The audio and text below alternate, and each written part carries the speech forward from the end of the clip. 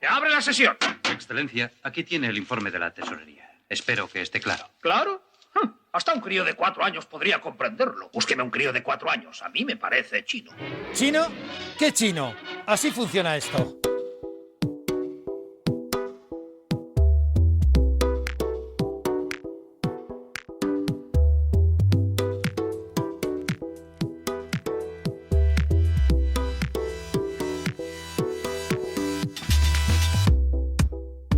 Nuestra fuente de energía, tu fuente de energía. ¿De dónde sale? ¿Por qué cuesta tanto? ¿Se puede rebajar el precio? ¿Se puede cambiar las cosas? De eso vamos a hablar en este primer podcast, lo diré podcast de Así Funciona Esto, con Ana Comellas, que es la que sabe. Y yo aquí, Lucas, soy el curioso. No sé si impertinente, pero el que intenta saber. Hola Ana, ¿cómo estás? Hola Juanra, ¿qué tal? Muy bien, contigo aquí con el curioso. Bueno, vamos a ver, hoy vamos a explicar, este es nuestro estreno, nuestro encuentro con los seguidores de este podcast. Vamos a explicar, no sé si atreverme a decir la factura de la luz o por lo menos el proceso que nos permita entender de dónde viene y por qué se paga así y no de otra forma. Y quizá también por qué sube tanto. Vale. Pues mira, si quieres jugar. ¿Puedes? Sí, vamos a animarnos. Habrá que estrenarse con algo luminoso. Bien, eso me ha gustado. ¿Por dónde empezamos? Por ejemplo, ¿de dónde viene nuestra energía? ¿Cuál es el origen de la luz y cómo nos llega? Sí. Mira, vamos a empezar un poco con el mercado eléctrico español, ¿vale? Que yo creo que bueno, es un poco el mismo en todos los países. Por una parte tenemos las empresas generadoras de energía, ¿vale? Conocemos dos tipos de generación. Una que está basada en los combustibles fósiles, carbón, incluso la nuclear, ¿vale? Son cosas que tú una vez consumes, quemas, no puedes volver a utilizar. El gas y unas que llaman de ciclo combinado, que aprovechan un poco mejor esos combustibles fósiles y generan más energía que la que genera una central convencional.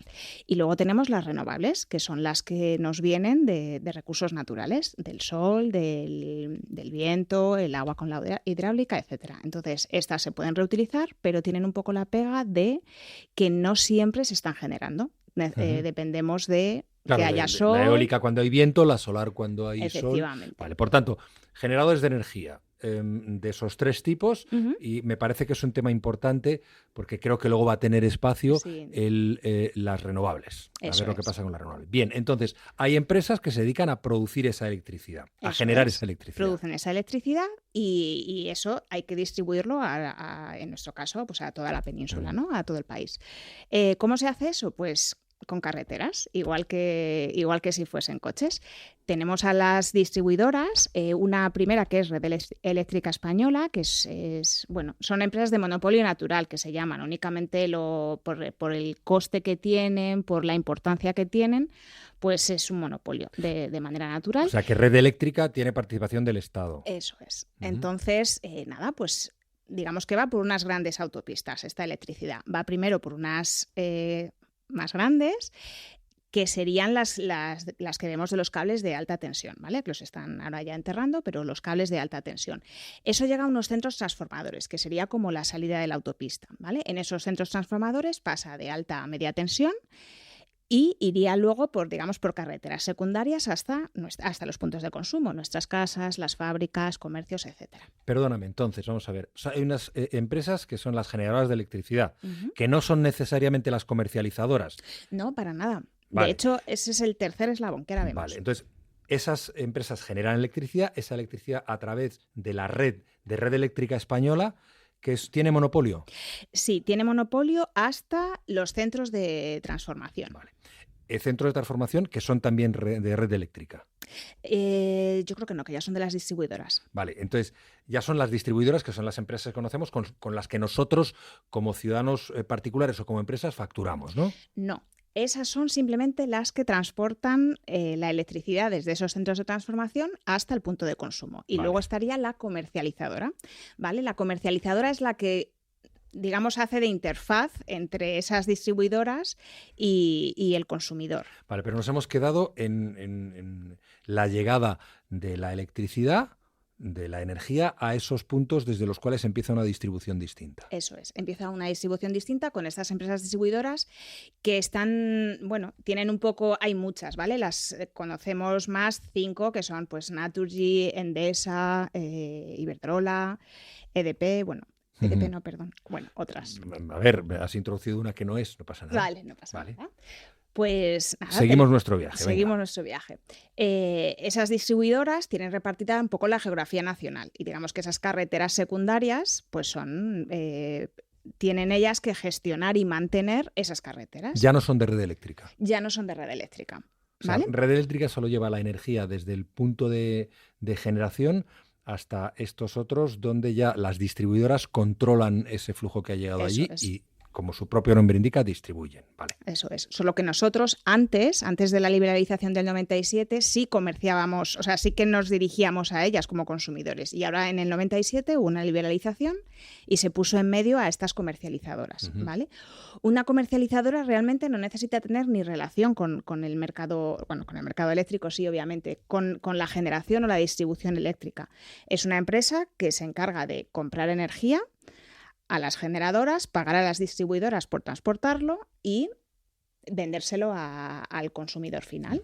¿Vale?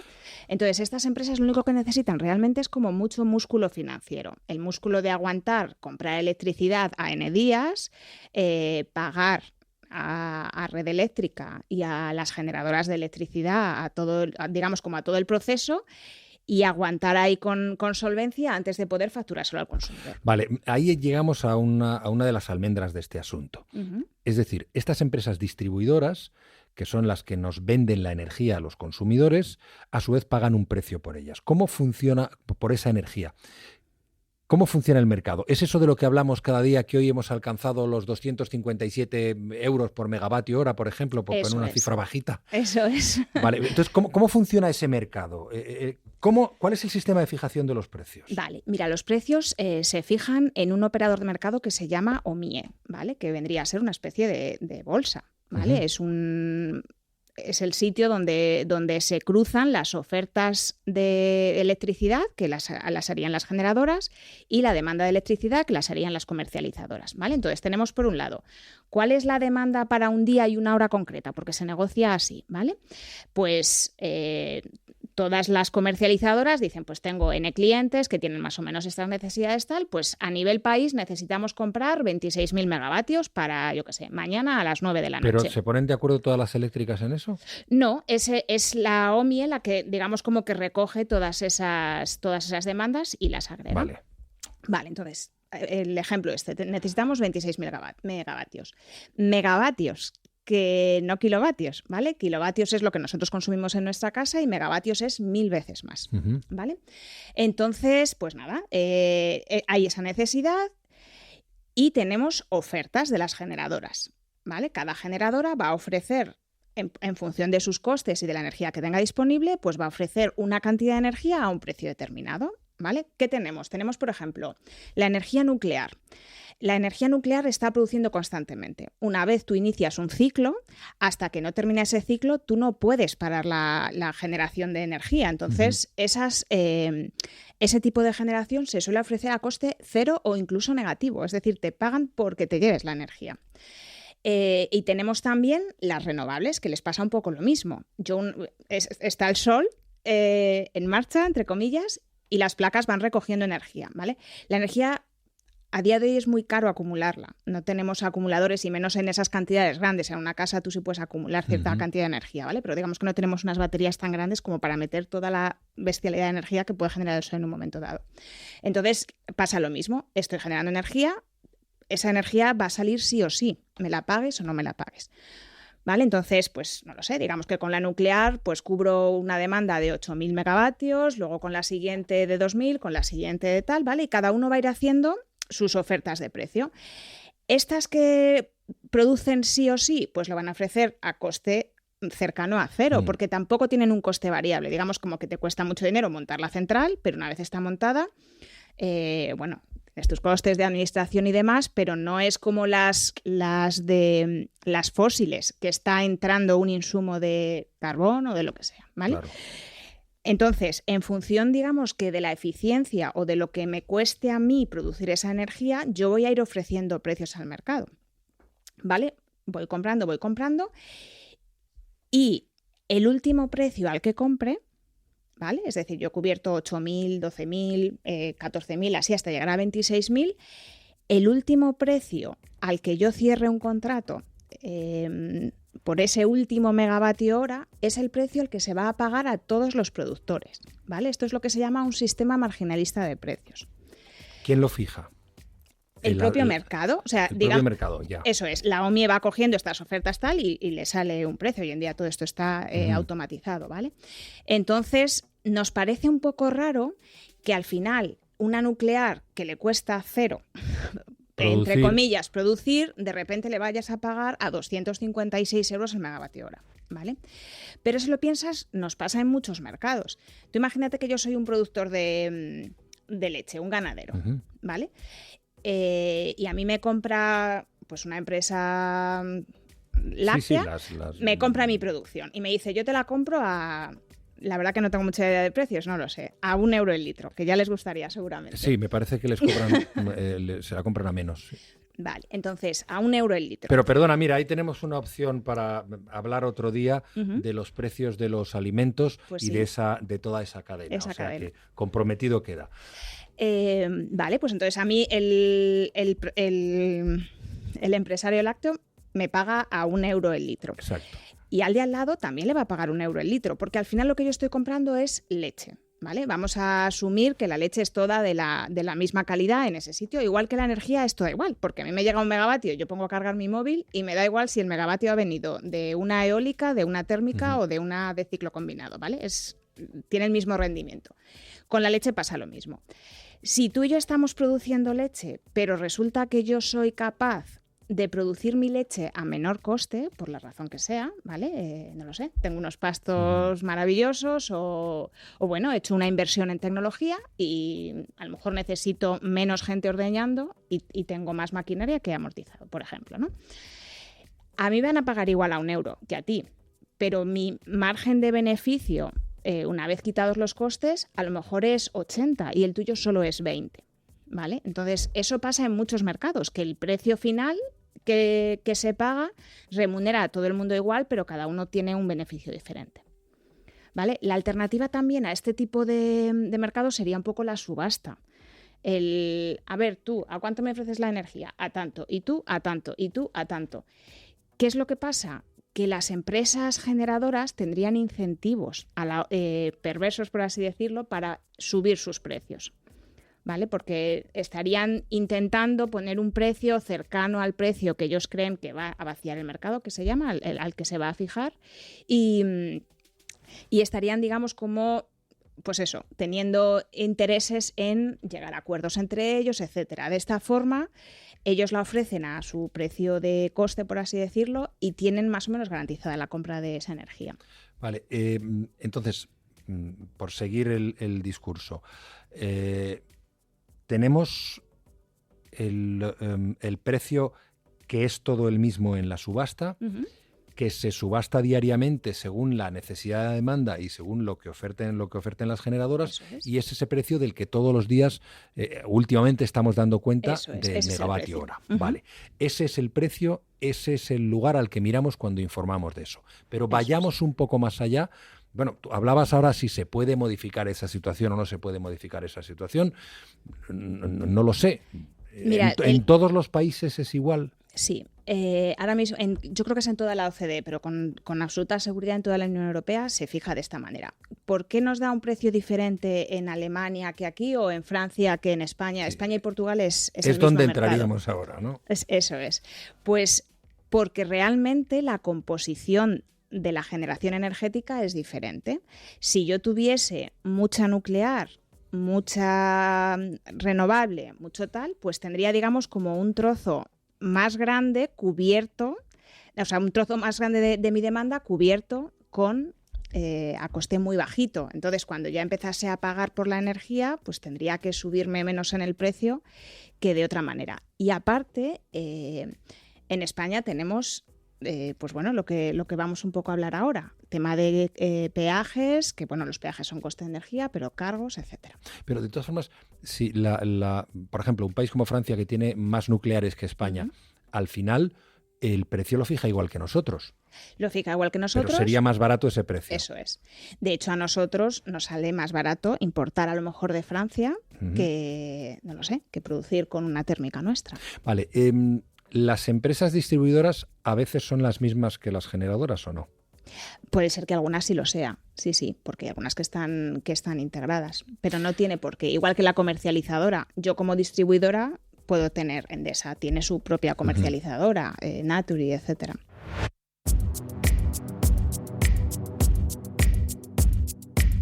Vayamos, por tanto, al siguiente paso, que sería, una vez se ha comprado la energía a determinado precio, se distribuye al mercado a un precio superior, supongo, porque eso es lo que produce el beneficio de las eléctricas. Aunque como hablamos de beneficios caídos del cielo, también hay otros beneficios en ese sector, ¿no? Claro, porque a estos precios... no estos precios, para formar estos precios, las empresas que han hecho sus ofertas han tenido en cuenta los costes de emisión de CO2, por ejemplo, que son costes que tiene una térmica que no tiene una eólica, por ejemplo. Recordemos que hay, según la legislación europea, hay que pagar por emitir CO2. Se paga una determinada cantidad por determinado tonelaje de emisiones de CO2. Eso es. Y son derechos, además, que se pueden comprar y vender, curiosamente. Claro, yo necesito producir una cantidad determinada y tengo que contaminar, pues pago para poder hacerlo. Vale. Eso es. Pero estoy pagando, no estoy recibiendo dinero. Ahora iríamos a ver qué es lo que de esa producción recibe dinero, que serían esos beneficios, famosos beneficios caídos del cielo. Esos serían los beneficios caídos del cielo. Los que pueden vender CO2, porque como no van a emitirlo, pues esos derechos que tienen los venden en mercado secundario. Espera, que nos vamos a ver. Sí. Yo tengo una central térmica. Sí. Emito CO2. Sí. Pago por emitir ese CO2. Sí. Pero tienes una cuota de CO2 que emitir. Exacto. Que te permiten emitir. Claro. Entonces, ¿cuál es el beneficio si yo pago por eso? Tú ninguno, pero si tú tienes una térmica y yo tengo una eólica, y yo como eólica tengo asignada una cantidad de CO2 que puedo emitir y no la emito, lo que hago es venderte a ti mi derecho a emitir por un precio X y tú me lo compras y si tú antes podías emitir 100, ahora puedes emitir 120. Claro, mis 100 y tus 20 que yo te he pagado a ti. Eso y es. tú, como no emitías porque eres una eólica, te llevas ese dinero money for nothing, o sea, dinero por nada. Eso es. Beneficio caído del cielo, perfecto. Entonces... lo que hablábamos antes. Sí, no, es que te interrumpo y te llevo de un sitio a otro porque trato de entender. Yo soy el curioso impertinente, ya sabes, como era Larra. Estábamos en... Vale, creo que nos estamos yendo un poco, nos salimos un poco del camino de vez en cuando, pero bueno, eso quizá no esté mal. Retomamos o recalculamos. Estamos en los precios, cómo se fijan, ya hemos visto cómo se fijan, y entramos en los beneficios caídos del cielo antes de transitar por ese otro camino que iba entre el momento que se produce la subasta y compran las distribuidoras, ¿no? Son las comercializadoras las que compran a las generadoras. Vale. Digamos como que las distribuidoras, al final, también por eso se llaman peajes. Vale. Las distribuidoras lo único que hacen es mantener esas carreteras, mantener esas carreteras, si hay algún tipo de incidencia, etcétera, pues repararlas, es la gestión de esas vías de transporte de la energía. Vale, pues tenemos ya la energía en manos de las distribuidoras, no de las comercializadoras, Eso ¿no? es, ya la han comprado y entonces se la venden a los clientes finales. O sea, a ti, a mí y a la empresa y al estudio donde estamos grabando. Vale, perfecto. A la luz que nos llega. Pues una vez las comercializadoras lo que van a hacer es cobrarnos, por una parte, la energía que ellos han comprado y por otra parte, una serie de costes que ellos han tenido que pagar para llevarte la energía a casa, ¿vale? El primero de ellos sería la distribución, que se llama peajes del transporte de la energía, ¿vale? Y se lo pagarían a las distribuidoras, ¿vale? Simplemente digamos como que nos repercuten ese precio que les han cobrado a ellos. Y luego, además de los peajes, nos encontramos en la factura los cargos, ¿vale? Estos cargos son una serie de costes pasados de la energía que se han diferido en el tiempo, ¿vale? Hay dos casos claros de cargos que estamos pagando ahora mismo. Uno fue el déficit de tarifa que existió en el año 97, que empezó a haber ahí, ¿vale?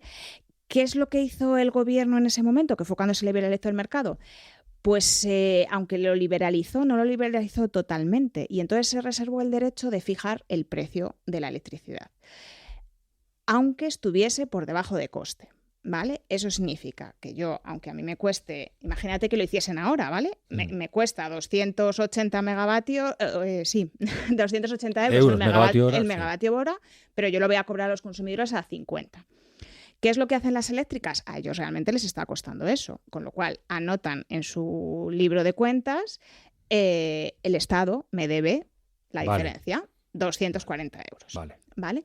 Entonces, en ese momento no se cobró y lo que se ha hecho ha sido diferirlo. Es como que nos lo han prestado las eléctricas y se lo estamos devolviendo en el tiempo. Pero no se lo devuelve el Estado, se lo debemos los consumidores. Se lo devolvemos los consumidores, efectivamente. Bueno, que somos los que nos hemos visto beneficiados en el pasado de ese descuento.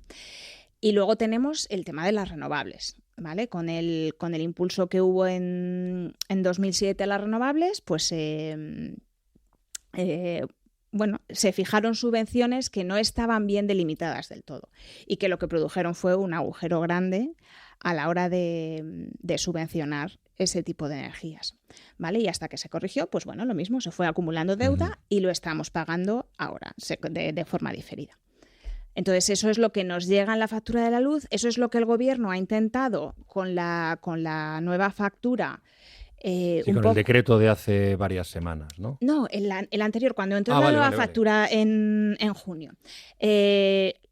Creando diferentes tarifas, la de la hora valle, la de la hora punta, etcétera, ha ido cambiando ha puesto precios diferentes según el tramo horario de esos peajes y de esos cargos para que nos viésemos beneficiados los consumidores, precisamente. Pero como ha subido tanto el precio de la luz, ese beneficio pues se ha disuelto en mitad de la subida del precio. Vale, entonces, ya sabemos cómo se van formando los precios y en qué medida, cómo llega hasta, a ver si no me lío yo también, cómo llega hasta nosotros. Claro, y creo que hasta hemos aprendido también lo que son los beneficios caídos del cielo. Me estabas hablando de elementos del coste de la factura. Quizá te falten los impuestos. Me faltan los impuestos, efectivamente, que está el impuesto de la electricidad, que era un 5%. Ahora el gobierno, en un intento también de paliar esta subida, lo ha bajado al 0,5%. Y el IVA, que era el 21%, y ahora está también reducido al 10%. Hasta marzo. Hasta marzo.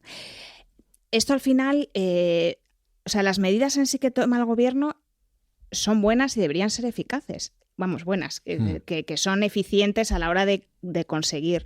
Pero está subiendo tanto el precio de la luz, claro, que es que incluso he llegado a leer que está recaudando más con estos tipos reducidos de lo que estaba recaudando antes con los tipos altos. O sea, tú fíjate todo lo que ha subido el coste de la luz para que, aun bajando ese margen, el gobierno se vea beneficiado. Claro. Me gustaría ahora quizá hacer un paréntesis, Ana, en el sentido de que cuando hablamos de los beneficios de las eléctricas, hoy tú nos estás fijando muy bien las diferencias entre generadoras, distribuidoras, comercializadoras, que no siempre son lo mismo. Pero claro, por ejemplo, los beneficios caídos del cielo no son para las distribuidoras, sino para las generadoras o no son para las comercializadoras, sino para las generadoras o las distribuidoras, porque las comercializadoras pagan lo que tienen que pagar en el mercado. Son de verdad un comerciante, lo que llamarían alguien que compra en un sitio y vende en otro. Pero los beneficios caídos del cielo no le llegan a ellos. No. De hecho, ellos tienen un beneficio que está fijado por el gobierno. Las comercializadoras tienen un margen, se ve en la factura, pone margen de comercialización y es poquito. O sea, por lo que nos estás contando, es verdad cuando dicen que es un mercado enormemente intervenido. Está muy intervenido. Es verdad que son mercados que tradicionalmente son tan vitales realmente para la economía, para la industria, para las familias, etcétera, que no se pueden dejar libres, porque si no, no sé qué decirte, Asturias. Le interesa a quien sea, ¿vale? A una de las distribuidoras, a Iberdrola, no sé cuál es la que está en Asturias. Es Viesco, me supongo. Sí, entre otras. Sí. ¿Le interesa llevar hasta un pueblecito perdido el cableado para llevar electricidad? Pues seguramente no, haciendo números no, le interesará más llevarlo a, pues no lo sé, a Pero lo Ribera de tiene que Sella hacer. o a Oviedo. Eso es, ahí viene la intervención, Claro. ¿vale? Tienes que están obligados a llevar la luz a todas partes.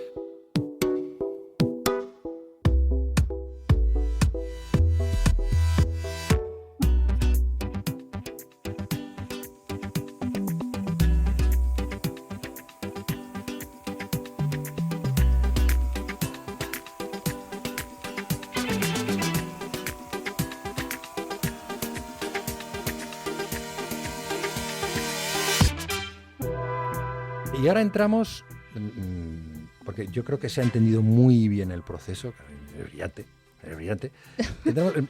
¿Qué se puede hacer para bajar los precios? Aparte de bajar los impuestos. El mercado está así, está como está, la subasta arranca como arrancan en todos los países, pero claro, algo hay que hacer. ¿Por qué? Y ahora iremos a las razones de la subida. Van a seguir subiendo si nosotros somos tan dependientes del gas o del tiempo, ¿no? Mirando al cielo. Ahora miramos al cielo no para ver si llueve los agricultores, sino para ver si hace viento o hay agua y podemos utilizar esas energías renovables, ¿no? Entonces, vamos a ver, primero, ¿qué se podría hacer? Hombre, si todo el mundo tuviera la fórmula mágica, te habrían llamado del gobierno y te habrían dicho, oye, Ana Comellas, dinos en el podcast, o mejor, ven a vernos. Eso, vente al Cuéntanos. ministerio, Exacto, ¿no? vente al ministerio. Pero tiene que haber una forma de bajar esos precios realmente, por lo menos desde el análisis que haga una economista como tú. Que no sé si es la que ha hecho el gobierno o no.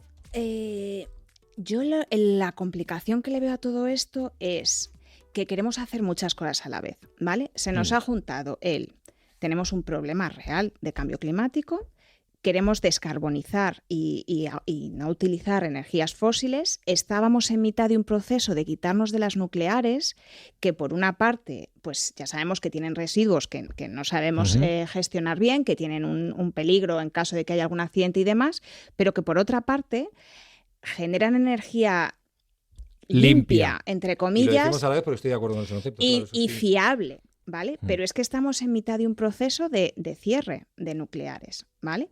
Entonces estamos en ese proceso de cierre de nucleares que ya lleva unos años.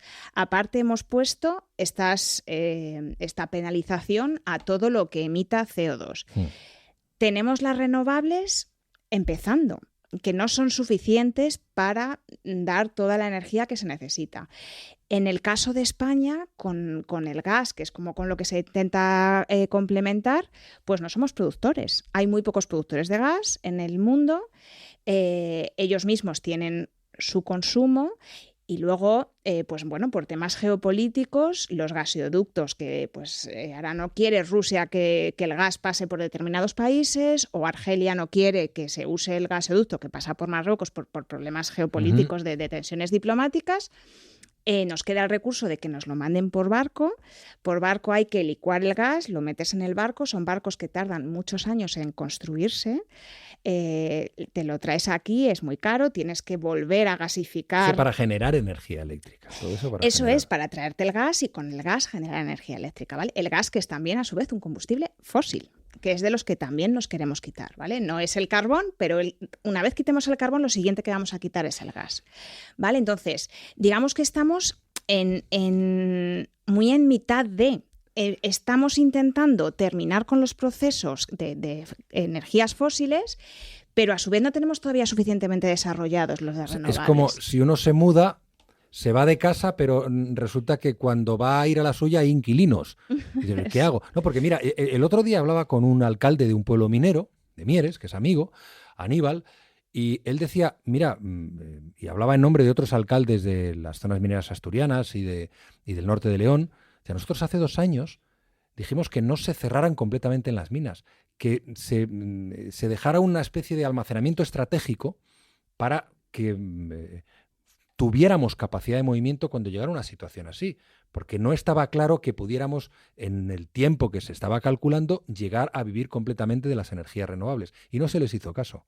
Y se cerraron las minas. Ahora no se pueden abrir porque están inundadas, porque ya no es lo mismo. Una mina no es un sitio que cierras y luego lo abres como un comercio. Entonces, ellos se quejaban de eso, de que nos hemos ido demasiado pronto, de que no hemos hecho la transición ecológica, sino que hemos hecho, comparándolo con la situación de los años 70 en España, la transición política, ¿Reforma o ruptura? Pues hemos hecho una ruptura muy violenta que ha hecho mucho daño. Eso es así, porque no tenemos carbón. Alemania está comprando carbón otra vez. Esa es la paradoja. Claro, y un carbón que es de menos calidad. Es decir, no podemos vivir de las renovables y, sin embargo, hemos cerrado la puerta de la que salíamos completamente. Y no podemos volver a refugiarnos aunque haga frío.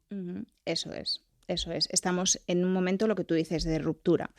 Y luego además nos pasa, por ejemplo, aquí en España, un problema que tenemos. Tenemos mucho sol, ¿vale? Tenemos mucho campo, hay mucha España vaciada. No es fácil ni positivo para el medio ambiente hacer grandes granjas solares, ¿vale? Porque, porque es muy disruptivo para ese medio natural, tanto para la gente que está viviendo allí como para las diferentes especies de flora y de fauna. Y luego, además, tienes que llevar toda esa energía por esas autopistas que se va perdiendo. Si lo pensamos como tuberías realmente, pues digamos como que se van perdiendo gotitas de agua en un sitio en otro y es caro, tengo que mantener mucha tubería, tal. En Alemania, por ejemplo, tienen muchos paneles solares muy distribuidos en las viviendas. Los individuales. Exacto. Los individuales. Si yo tengo en mi casa un panel solar, no se desperdicia nada de energía porque, tengo un tubo, entre comillas, de lo que sea, de N metros. Me evito la generación, la distribución, las autopistas. Tengo la autopista en casa. Tienes la autopista en casa. Aunque tú luego tengas un apoyo, porque ahora mismo no sé, es difícil ser autosuficiente, porque si es solar, además, por la noche ya no tienes, ¿no? A menos que tengas acumuladores, que ya decimos que de momento es una tecnología que está en desarrollo. Pero bueno, ahí cada uno tiene su energía, está distribuida donde se está necesitando. Digamos que no necesito tanta infraestructura ni tengo esas macro granjas solares que... Pero eso no está suficientemente desarrollado. En las de viviendas, dices, sí, claro. Ahora está un poco el boom. Ahora empiezan las subvenciones, ahora empiezas a ver publicidad en todas partes, porque también las eléctricas, recuerda que lo tuvieron parado durante un tiempo, el tema del autoconsumo, cuando en el resto de Europa sí que se estaba empezando a explorar ya esa posibilidad. Y nos hemos ido un poco y este asunto, tal y como lo planteas, nos vuelve a llevar al origen de este último tramo de nuestra conversación, de la que estoy aprendiendo tanto, y es cómo se pueden bajar los precios. A ver, si pudiéramos cada uno de nosotros tener en casa o en el bloque un generador de electricidad, todo sería más barato. Pero claro, no se puede porque la podríamos complementar con luego la otra que sí que se genera. Sí, pero eso lo permiten las eléctricas, las comercializadoras te dejan tranquilamente que te coloques un panel. Las comercializadoras ya lo que están haciendo es ofrecerte los paneles. O sea, esto al final el mercado tiene que ir moviéndose y tiene que ir viendo la oportunidad. Entonces, eso, o yo también estoy viendo últimamente, porque estoy interesada en mi propia autogeneración, que las que te instalan los paneles te ofrecen, o sea, son comercializadoras de energía también, con lo cual te ofrecen todo el paquete. Y te dicen cuánta energía estos son todo, lógicamente, estimaciones y tal, cuánta vas a producir, cuánto excedente vas a tener y ellas te van a comprar y cuánto vas a pagar con la tarifa normal de todo lo que no has cubierto. ¿Pero eso afectaría a las tarifas de la luz o no? Eso haría que individualmente uno se resuelva la cuestión. Pero habría menos demanda. Habría menos bajarían demanda, los precios. eso es. Claro. Y necesitaría cubrir menos con gas, por ejemplo. A lo mejor ya no llego a necesitar el gas o el carbón, porque ya me apaño o lo necesito en menor medida, porque ya tengo las de ciclo combinado, eso. O sea que eso es una solución. Y de momento, mientras eso se extiende, me imagino que es el futuro al que vamos. Deberíamos, yo creo. ¿Cómo se pueden bajar los precios? Pues mira, ahora mismo todas las alternativas que se están barajando en el mercado, a nivel económico, yo creo que no tienen mucha solución a corto plazo. Porque una opción la que se habla es pasarlo a los presupuestos generales del Estado, ¿vale? Entonces, pues imagínate, toda esa deuda, esos cargos que estábamos hablando, que vienen ya del pasado, pues vamos a dejar...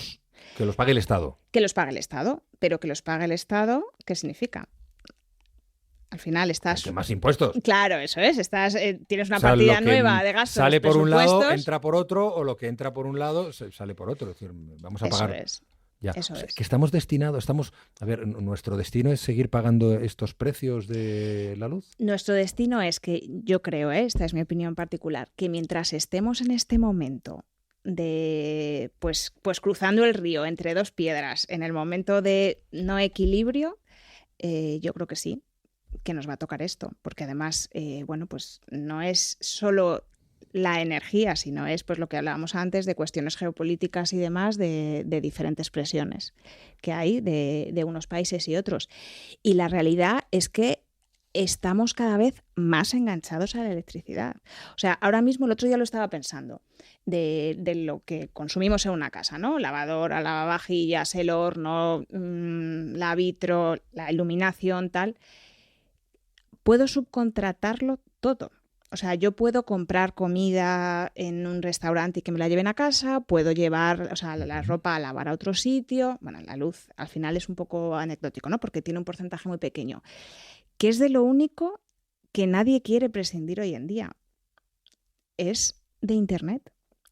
O sea, es de la conexión con el resto del mundo. Claro, de hecho, seguimos gastando electricidad en la calle porque nuestro teléfono móvil lo vamos a cargar en casa o en cualquier otro sitio enchufado a la, Eso es. O a sea, la red eléctrica. lo que queremos es, o sea, ya hemos pasado el boom de que bien tengo lavadora, que bien tengo batidora, y ahora es, no, bueno, yo No mis puedo hijos, estar sin internet. eso es. Nos vamos de vacaciones a no sé dónde. ¿Hay wifi?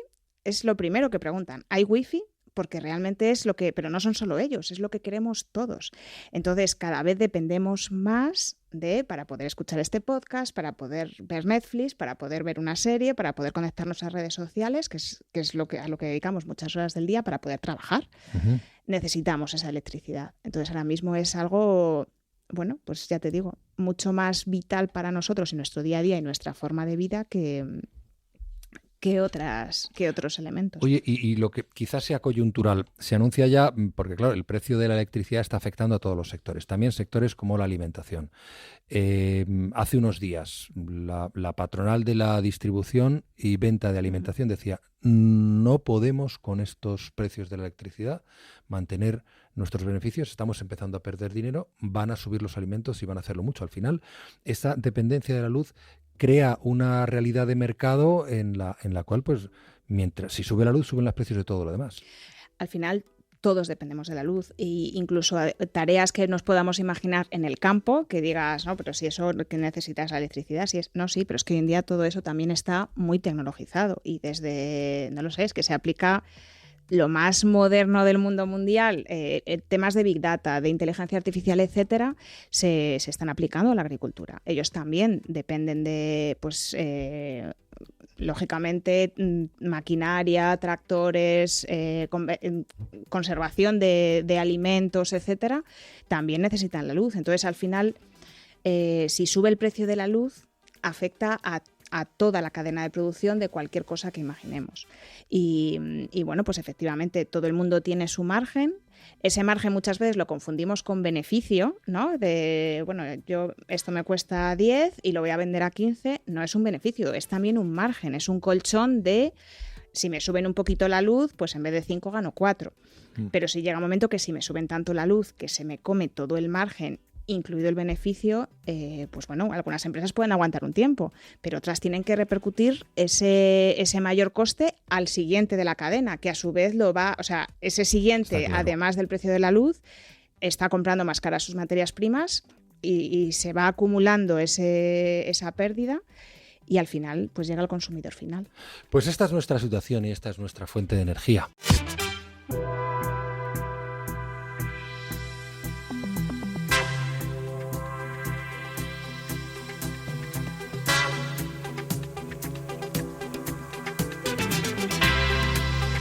Ana, así funciona esto. Así funciona el mercado eléctrico. Cuídate mucho, hasta la próxima, que será pronto. También tú, Juanra, claro que sí.